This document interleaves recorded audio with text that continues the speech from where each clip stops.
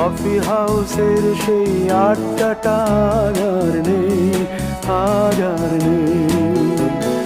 কোথায় হারিয়ে গেল সোনালি বিকেলগুলো সেই আর নেই। লা লা লা লা লা লা লা লা লা লা লা লা লা লা।